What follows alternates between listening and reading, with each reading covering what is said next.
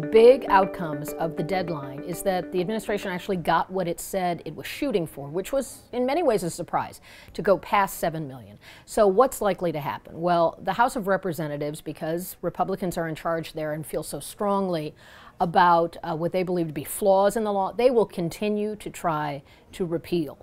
What will also happen is we're hearing more of the conversation about trying to replace, which has come in and out of the discussion about the health care law. Do Republicans really have an alternative?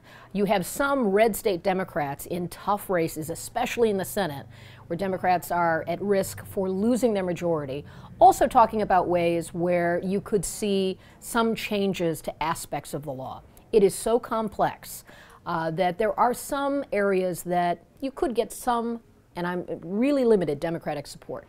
The big broad brush is that the law becomes harder and harder to attempt to repeal as people actually possess the insurance that becomes a part of this process. There will be many more hurdles. There will be questions about implementing things like, will they actually charge the fee to those who didn't participate? Many data points in the future where the law will be criticized, where the law will have to find its way, where there may be actual procedural and regulatory changes.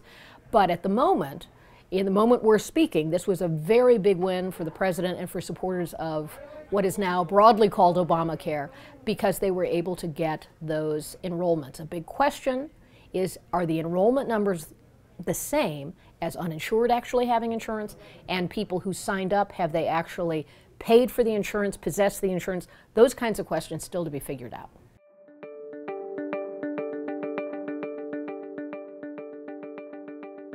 The relationship between the president and Congress has been an interesting thing to watch really since the beginning of the Obama presidency, because someone who came from the Senate, someone who was a participant in a very rare community, you would think there would be a more open door. It has never been that way. And one of the sort of surprises that people who don't engage with politics all the time often say to me is they find it hard to believe that Democrats are critical of the president. They're quite critical of the president on this issue of relating to Congress.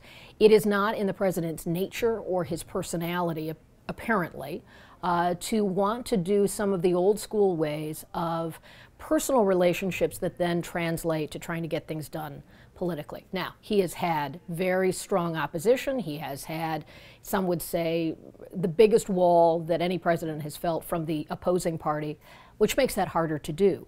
But you find in Joe Biden someone who is very much a citizen and a creature of the Senate. He is up there twisting arms and talking to people and building on those relationships a lot. It has just not been the president's way. And what you don't find are the golf outings with the president and influential people on Capitol Hill.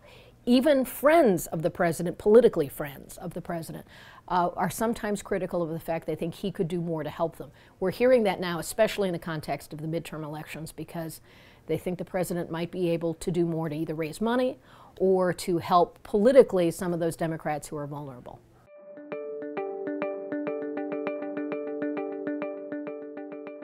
This is one of the issues, this fundraising future that so divides the parties, because Republicans really equate the importance of these decisions as a way for dollars equal speech, and speech cannot be tamped down in a political environment. Feel very strongly about that. Now, we've seen some very big money Republican supporters, whether it's Sheldon Adelson, but there are many, the Koch brothers, certainly. There are those on the left as well who have spent a lot of money to fuel outside organizations. This takes away the aggregate limits for how much you can spend, not the individual limits to a candidate. It will vastly change, and in ways we don't fully know. Democrats are saying it's a dark day, it is ruinous to democracy. Part of what we have to see is, what will the Federal Election Commission decide? How will they use this ruling to set up some new procedures, laws, and so forth?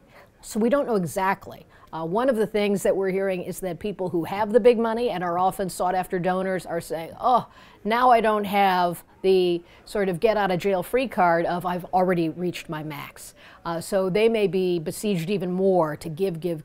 That could change some of those relationships.